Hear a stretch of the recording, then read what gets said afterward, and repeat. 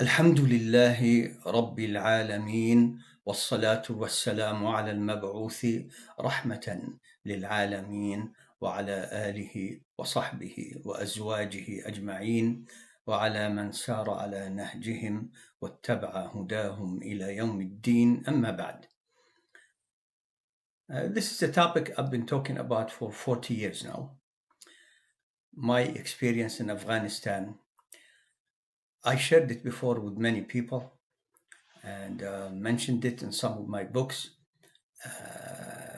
I mentioned it always whenever the topic comes up because I'd like to announce to the people that we did our duty to defend our brothers and sisters in Afghanistan.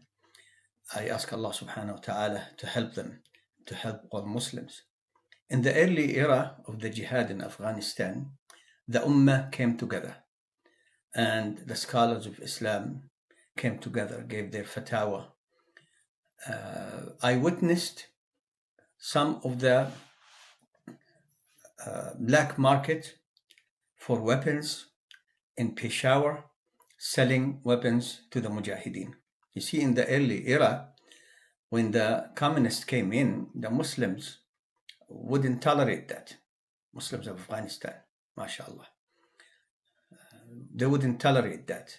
And they all rose up in rebellion against the communists, the Afghani communists who invited the Russian Soviet communists.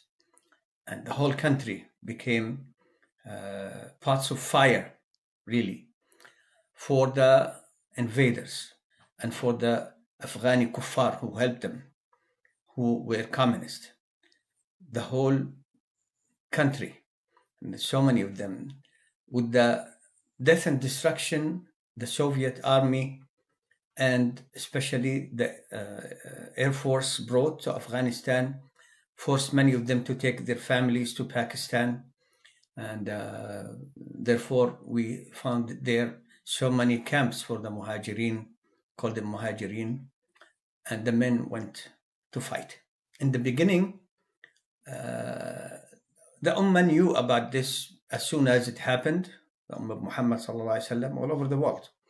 But the Afghanis are the ones who were touched by it immediately. They rose up against those invaders who are kuffar, clearly, to fight them. And the religion was a major part of why they fought. In the beginning, they took weapons from the Afghani army. Many of them didn't want to fight their own brothers and sisters, so they gave up their weapons. Or when battles happened, they took their weapons. And then the Ummah started knowing about what's going on, and they raised hundreds of millions of dollars, maybe billions of dollars for the Afghani brothers. The Ummah, again, thought that the Jihad, the true Jihad, is coming back, that the Ummah now is recognizing, they are remembering that defense mechanism called Jihad against the devil, against the invaders, against wicked people. And in this case, the invaders were intent on destroying Islam in Afghanistan and killing as many people as they wanted. They were evil ones, the communists, even compared to other kuffar with their known enmity to Islam and Muslims. So they rose, mashallah, and it was every city, every town. The countryside was mostly in the hands of the Mujahideen quickly. They had weapons, and they were confiscating weapons from the enemy. They were buying in Pakistan. The money was coming from all over the world. In America here, yes, they raise funds. The country here, America, did not object. In fact, they liked it because they thought that those Afghanis can do to the Soviet Union's the bleeding that the Soviets did in Vietnam. In any case, and the Chinese. In any case, funds were raised everywhere. I went myself to several Muslim countries, raised funds for them, sent the money immediately to them. Wallah, alhamdulillah, didn't take anything for myself, but they paid for my trips. Also, Sheikh Abdullah Azam, rahimahullah, went all over the world, literally, wherever they allowed him to speak about the Afghani people, their plight, about the terms of jihad, coming back, Ya Ummah Muhammad, again, coming back. It was a wonderful feeling all over the world. People who were not religious before, they started feeling excitement that finally we are doing something. So in the years leading to what happened later on, especially when the Taliban came and Abdullah and Osama bin Laden, Abu Abdullah and the others, before that, the money was coming from all over the world. I witnessed some of it.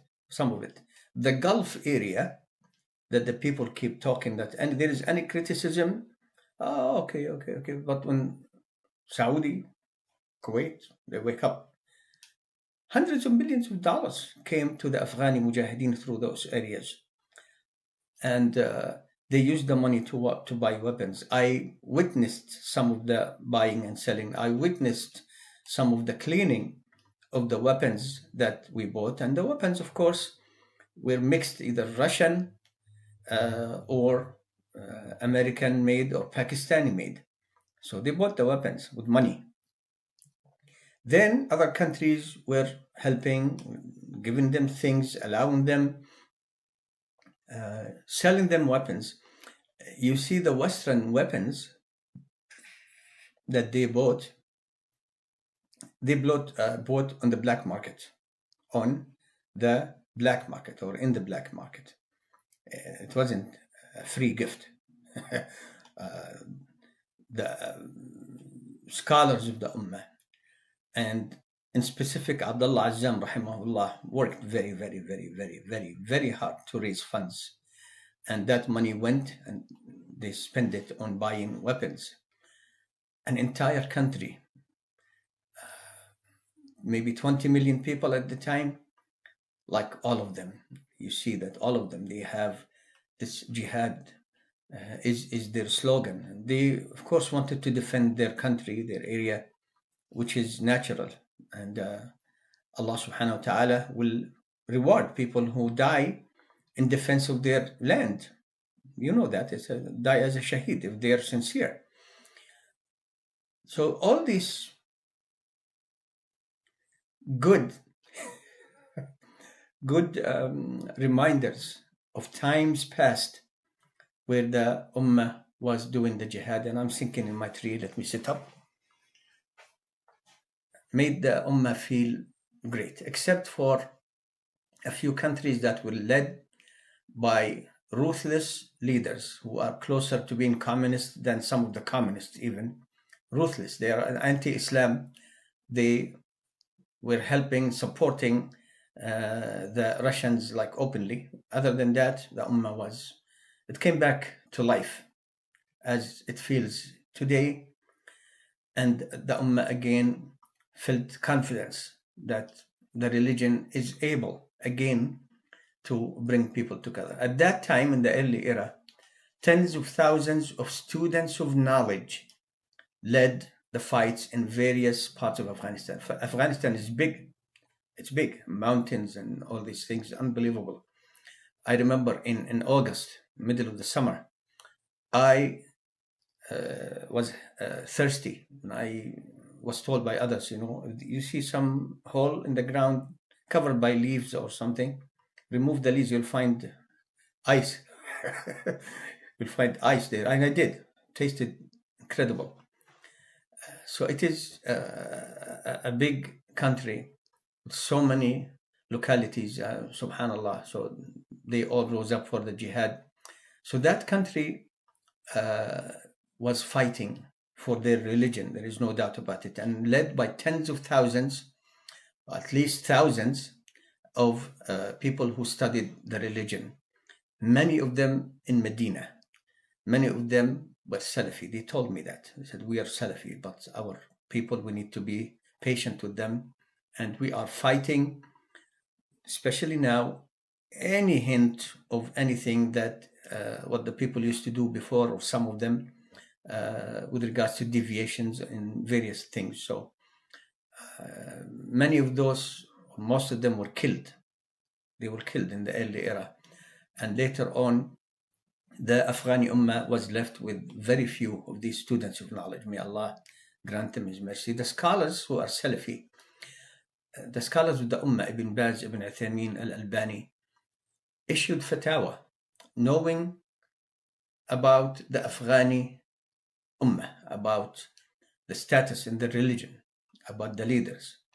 They issued fatwa to go help your brothers and sisters, and we did. Some hypocrites, munafiqeen, whose best effort for the Ummah is criticizing others and slandering them, saying this, sitting at home, maybe sitting in the restaurant, or, typing things, and, they said, yeah, those people went to fight because America gave them permission. Shut up, you coward. You're a coward. You are a coward. I have to apologize sincerely that I cannot smack you here for two reasons. I don't know who you are. You might be a Muslim, you might be a Shia, who knows? I don't even know if you're a man or a woman, because you're hiding behind a screen name. I apologize. I can't smack you. I can tell you to your face that you're a hypocrite, you're a liar. America had nothing to do with Afghanistan. America had nothing to do with Afghanistan. They used the opportunity to let the people of Afghanistan literally bleed the Soviet Union. That's what happened. I once told one of the government officials here in America, one from the FBI, I told him, while you were thinking about how to avenge what happened to you in Vietnam, the Afghanis, they brought down the Soviet Union. You didn't. It's the Afghanis with their bravery, with what they did for Allah, for the Jihad. You didn't. You were just sitting there, and they're selling weapons too. Yeah, Muslims, they were selling weapons too. You can buy weapons in Pakistan. I can take you if you want. Maybe I can, maybe I can't. To show you, go to Peshawar, and people will show you where the black market is. It's going to be the same place in Peshawar at a minimum, all over the border. We used to buy weapons from there. I was just a foot soldier, a small foot soldier in the middle of all this movement of jihad. I was very happy that I'm a foot soldier. I was young.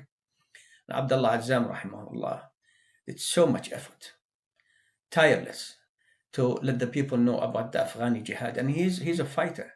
He fought against the Jews when he was in Jordan. He's a mujahid. Anyone who says otherwise, I'm sorry, I can't smack you. Anyway, yes, he was a mujahid. He was a student of Al-Albani. His aqidah was, for the most part, reasonable, except for some issues that I used to argue with him. And he was a famous teacher, a PhD. I was just a young man, but he knew I was a Salafi. We spoke about some things, and he used to call me Sheikh. I said, I'm not a Sheikh. You are student of Al-Albani. And sometimes he would look at me when he was talking in Arabic to say, did I say it right? I tell him, yes. Wallah, I remember that. And one time I said to Abdullah Azzam, you see, it's me and you and Allah. Who are among the groups that the Ummah has divided into? Which group you have more volunteers coming here to fight from? He said the Salafis. I said, then stop criticizing them. Okay? You see, I was then as I am today, wallahi alhamd. I wouldn't put up for nonsense. Anyway, so this is what happened, and the Ummah came together, and the students of knowledge. I remember so many of them studied in Medina. They speak Arabic fluently. And it was a feeling that's different. So I wanted to be a foot soldier there because I was a foot soldier. I love that. I don't want to be a leader. I still today don't want to be a leader. It's just because we need, when the religion needs us, we have to come forward and stand for the religion, because we want this written in our record, and I want this written in my record too. The Afghani jihad in the beginning was a clean jihad for the sake of Allah, as some of the Salafi Shuyukh told me. They told me too that we think that the Afghani jihad started for the sake of Allah in the beginning. In the later parts, we'll talk about it later. I'm not talking about those parts now. I'm talking about the early era, before the Khawarij came, specifically. And America had nothing to do with it. So for a coward who's not doing anything for the Ummah, to come slander the Afghanis that they started this for America, America gave them permission, you're a liar. You're a kadhab, you're a liar, you're a liar, you're a kadhab, you're a liar, you're a kadhab. And people like you, because of the way you keep talking about these issues, make the Ummah feel like depressed, like nothing works. Everything comes and goes and nothing happens. You have no idea what the feeling the Ummah had during that time. And America did not guide the jihad in Afghanistan. The Mujahideen in the beginning bought their weapons from all over the world, including Sweden, black market. And this is what happened. America did not give us permission. What kind of a coward is this? I was here in America, and I left everything and everyone. I went there to fight for the sake of Allah, to help our Muslim brothers and sisters, wishing to be a minor student of knowledge there who's fighting. Like some Salafis who had knowledge asked me once time, why did you go there? I said, I paid your zakah, because they keep saying the Salafis don't make jihad. So I paid the zakah from the Salafis, Salafi Dawah, to go there. And there's so many Salafis were there. Don't say that we took permission from America. How dare you? How dare you? How dare you? You're a coward and a liar. And people like you make people feel depressed, that nothing is working. All these Islamic slogans, they come and go. But it was a good time. So remember that time, and don't ever think that America had anything to do with it. They just used the opportunity. Opportunists, they're kuffar. And I was here in America. I didn't take permission from anyone. I took permission from the Pakistanis. I went there to the airport. They gave me a visa, and I renewed my visa when it came to finish, and so many others did the same. So Pakistanis are Muslims too, aren't they? They're not America. Why would you allow your tongue to keep moving and lose your hasanat saying what is completely rubbish, kadhib, lying? La ilaha illallah. The first part of the jihadi, the Afghani jihad. The other parts later, inshallah, if I have the time. If I don't, I'm working on books. Jalal Abualrub from Palestine, from the city of Jenin in the West Bank. May Allah bring Palestine back to us. And the Ummah needs to come together again and do for Palestine the same thing they did for Afghanistan, because the Palestinian people, they really need that. IslamLife.com, IslamLife.com, IslamLife.com.